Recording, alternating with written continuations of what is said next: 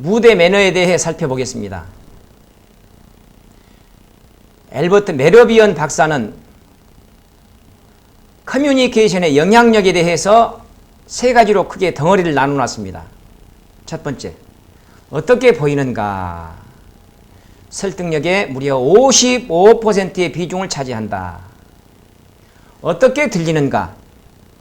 약 38% 정도의 비중을 차지한다.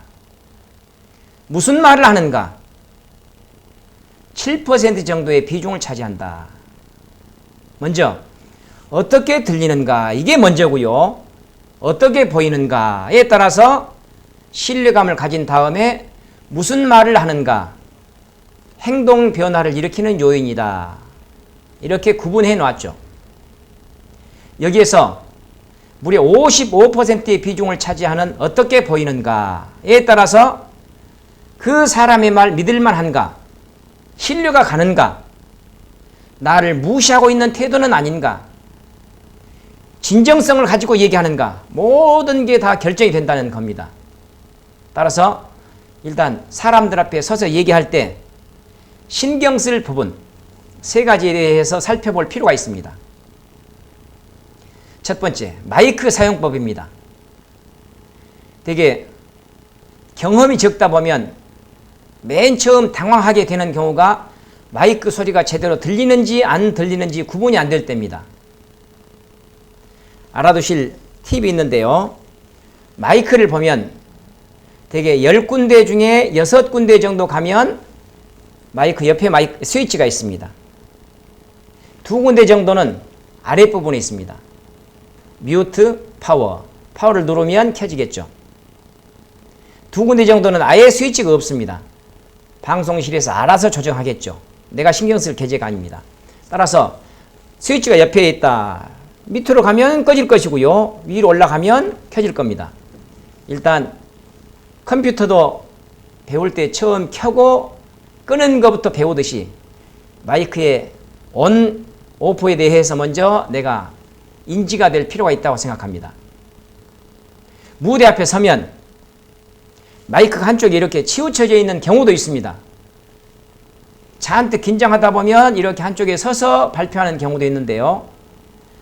앞에 서서 얘기하는 내 입장에서는 이게 눈에 안 들어오겠지만 앞에서 보는 사람 입장에서는 은바람습니다. 바람직하지 않죠. 따라서 일단 사람들 앞에 서게 되면 마이크를 연단의 가운데에 오도록, 마이크가 얼굴이나 입술을 가리지 않도록 하자. 아래엔 입술보다 약간 낮게 위치하도록 가운데, 일단 조절이 됐으면 뒤로 쑥 물러서거나 옆으로 물러서서 인사를 하는데, 옆으로 물러서서 인사를 할 때는 연단에서 적당한 거리 정도를 두는 게 바람직합니다. 너무 가까이 붙어 서면 여유가 없게 보이기 때문입니다. 뒤로 물러서서 인사를 할 때도 마찬가지로 고개만 숙이고 그냥 바로 드는 것보다 약간 머물러 있는 시간이 필요하다. 이것을 말씀드리고 싶습니다. 이유는 청중들에게 보여줄 수 있는 유일한 예의 부분이기 때문입니다. 마음속으로 하나, 둘, 셋, 넷 고개를 든 다음 앞을 보는 게 인사의 완성. 연단하고의 거리는 주먹 하나가 자연스럽게 들락날락 할 정도. 너무 가까이 붙어 서거나 답답해 보입니다. 너무 멀리 서거나 어딘가 모르게 단정하지 못하고 짜임이 없습니다. 하지 않도록 하는 게 바람직스럽고요. 두 손의 위치입니다. 모아서 잡는 거. 손목 부분만 올라오도록 자연스럽게 올리는 거. 기대는 것은 바람직스럽지 않죠. 또 바로 내려 때리는 거. 피할 방법 두 가지는 앞으로 모아잡기, 사람이 작게 보입니다. 뒤로 감추기, 건방져 보입니다. 어깨나 목에 힘을 빼면 손이 자연스럽게 이렇게 내려옵니다.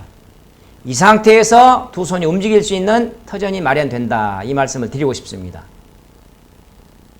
그 다음에 제일 중요한 게 시선 처리인데요.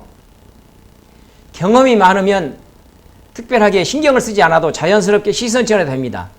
하지만 경험이 부족하다 보면 어디에 시선을 둬야 될지 항상 막연합니다. 따라서 전체를 덩어리로 보자. 초점을 풀고 한 군데 점만 응시하면서 얘기를 시작하자. 그래야 내 생각에 집중할 수가 있다. 이 말씀을 드리고 싶습니다.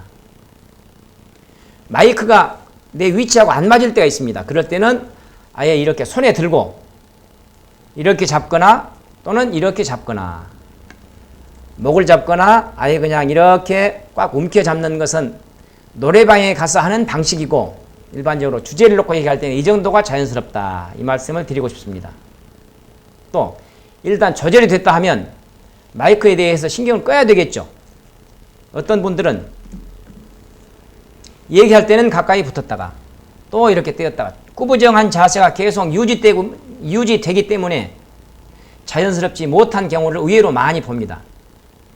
일단 조절이 됐다 하면 마이크는 하나의 도구입니다. 일체 신경을 끄자.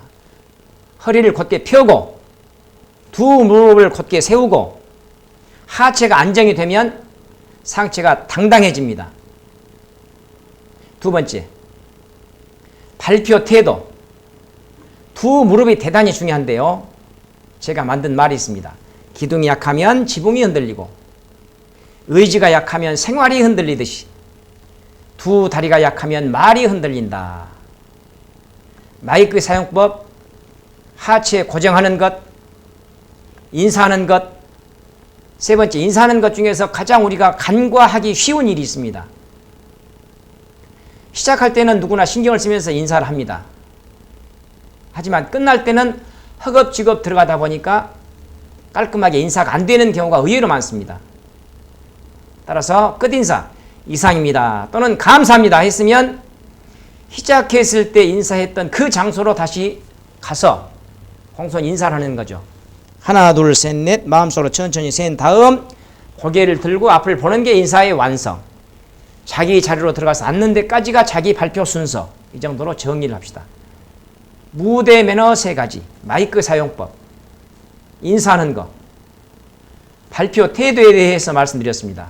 다음, 실수했을 때 어떻게 대처할 것인가. 말이 꼬였거나 그렇지 않으면